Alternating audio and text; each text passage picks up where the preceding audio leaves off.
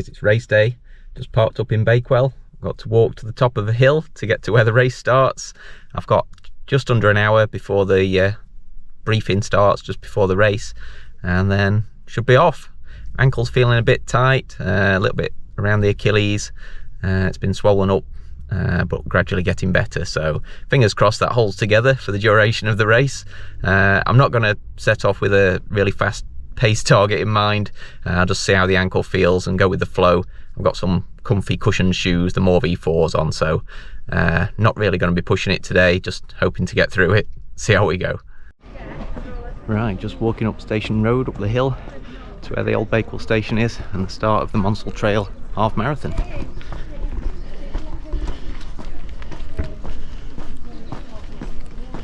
Right, I've scouted out the starting area. I've seen where you put your bags. No one's put any down there yet. I'm just wearing this old hoodie, so I can just put that in a carrier bag with the drink for after the race and just leave that in the baggage area. It's not attended though, so you leave it at your own risk, hence the old hoodie. So yeah, I think I know what I'm doing now. Just having a wander away from where the race is. It goes up that way basically from the start, and I'll have a bit of a warm-up jog a bit closer to the time. I've still got 40 minutes until the 9:50 race briefing, and we set off running at 10.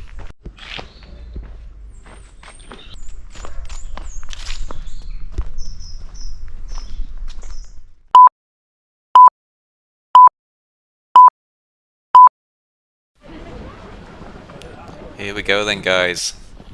Setting off. 2 kilometers already, that was quick. Didn't film much of that first kilometer, it was really crowded. And as you can see, there are various other users of the Monsal Trail.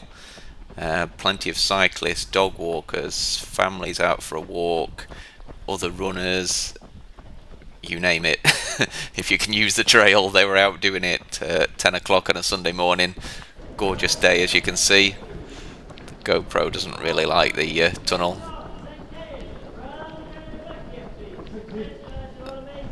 That's the turnaround point for the 10Kers, which set off at the same time. Took me a while to realise that the half marathon route was only marked every mile. I was looking for kilometre markers. Here we go. I was basically just nursing my bad left ankle, running in such a way that it didn't hurt any more than it needed to, but I did feel it with every step. Roughly sticking around a kind of 5:05 per kilometre pace in these early stages.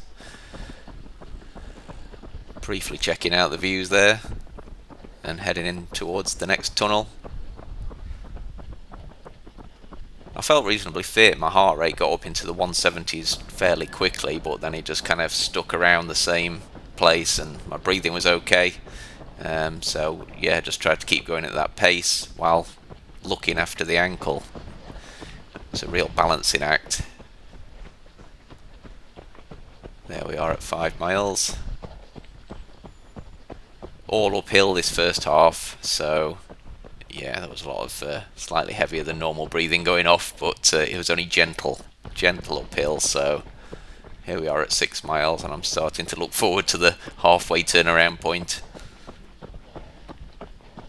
Because I was trying to land a bit more softly on my left foot, my right leg was taking the brunt of the impact, so my right quad a little bit later on would start to really feel the effects, and later on the right calf would also start to feel like it was either going to hurt more or start cramping. It was hard to tell.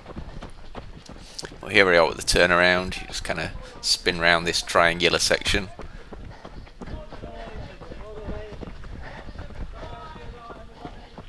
And then we head back the other way.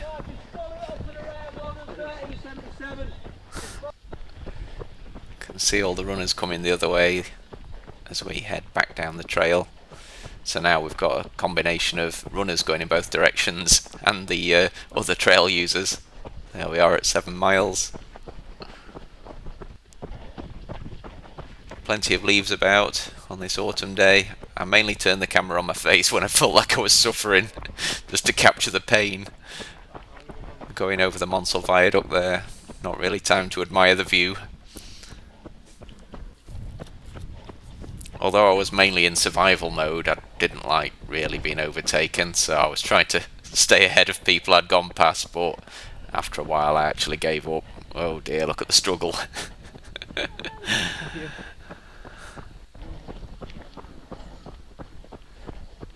Had to weave in and out of people and dogs. Thank you. Some nice encouragement from some passers-by there.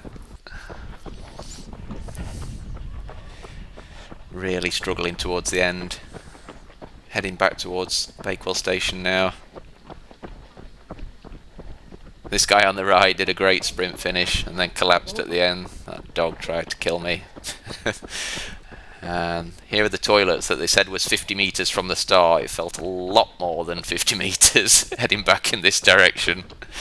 Yeah, I was a broken man at this point. Right quads give me a lot of grief. Right calf felt like it was going to cramp. Left foot and ankle area just hurt with every step. But I was glad to be within sight of the finish.